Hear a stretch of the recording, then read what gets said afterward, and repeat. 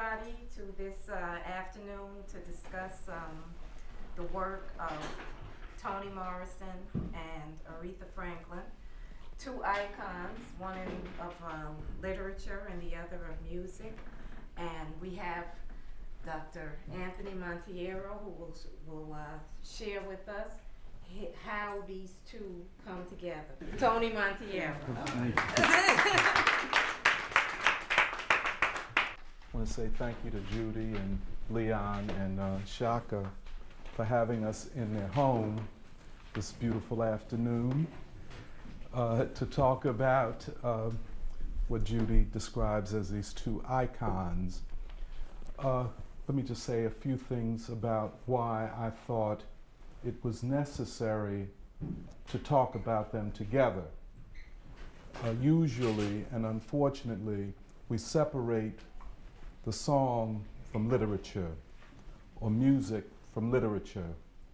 But most great African American writers will tell you that they have been influenced by music, and in particular by singers. James Baldwin by Bessie Smith. I'm certain that Toni Morrison was listening to Billie Holiday and Aretha Franklin. But then there's another level of it where, to me, when you join two artists of this magnitude, you're not just joining art, but you're bringing together great minds. It is obvious that Morrison is a great thinker. She probes deep into the psyche and the existential realities, the history of Africans in America. Unfortunately, most people see Aretha Franklin only as an entertainer. But Aretha Franklin is far more than that. She is a person who has, in a sense, summed up almost 200 years of the black song. That is, from the sorrow songs and the spirituals, through the blues, to the protest music, and to the present forms of the blues, and so on. Now, in bringing them together, we also more holistically begin to understand what we mean by the black aesthetic. And I want to just, before getting into Morrison, explain what I mean by aesthetics. Most people think of aesthetics as a philosophical and intellectual type of project, whereby we try to say, what is art? What is good art? What is black art? And how does art function? And that's mainly a intellectual or philosophical, and in many instances, a speculative endeavor. However, I like to think of what I call practical aesthetics. The work of art. The work of art and the production of art in the lives of ordinary people, how artistic imagination, usually from great artists and great thinkers, shapes the imagination, especially of our people, and the practical function of art in our survival and progress. And to me, once our people stop singing, that is a sign that we are not doing well. And if our songs are no longer projecting that which is positive in our souls, I think we have to consider that we might be on the edge of a second great African American Holocaust. And very interesting, just as an aside, I think that if we are not careful, when you look at the way all of the factors are coming into play the social, the economic, the psychological, the attack upon the foundations of our culture, we might be near to a great Holocaust that would equal the Holocaust, or as it is often called, the Ma'afa of enslavement itself.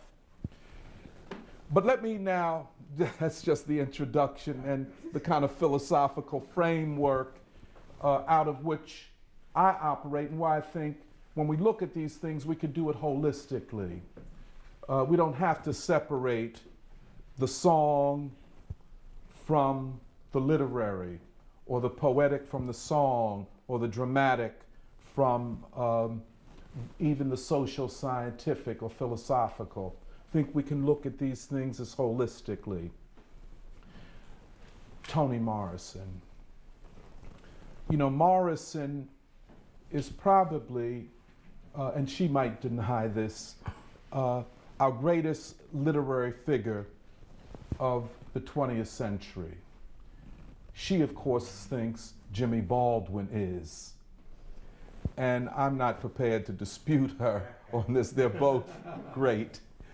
But Morrison, I think, has done what no other novelist has achieved, and that is the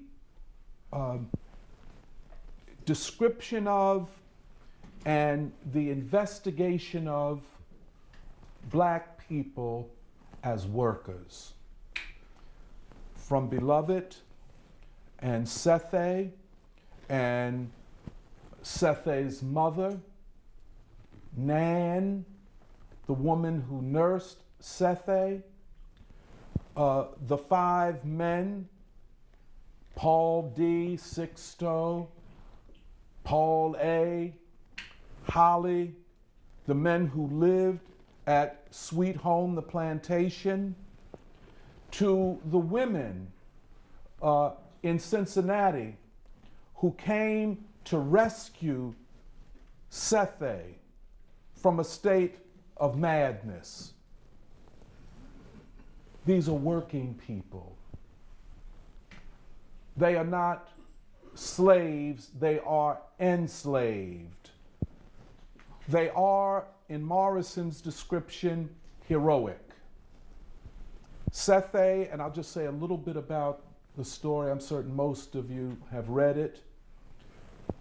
Sethe and the 5 men slaves at Sweet Home decide that they have to escape from this plantation after it is taken over by a man named School Teacher, the brother of the wife of the plantation owner. School Teacher begins to institute a regime of deep exploitation and oppression of the slaves at Sweet Home. In particular, he begins to carry out experiments on Sethe. Sethe had never been treated like this. When she came to Sweet Home, she was the kind of apple of the eye of these 5 young men who were hoping that she would marry one of them. And she ends up marrying Holly. And she marries Holly because she's impressed with his character. In particular, the fact that he worked on Sundays to raise enough money to buy his mother, baby Suggs' freedom. We'll come to her in a minute. But when this new regime takes over, Sethe is subjected to these experiments. Holly sees this in a barn. Sethe says, they want to take my milk, but they were also measuring different parts of her body and so on. Holly sees this, can't do anything, and himself goes mad.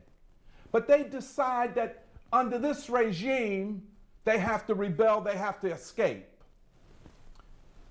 Holly's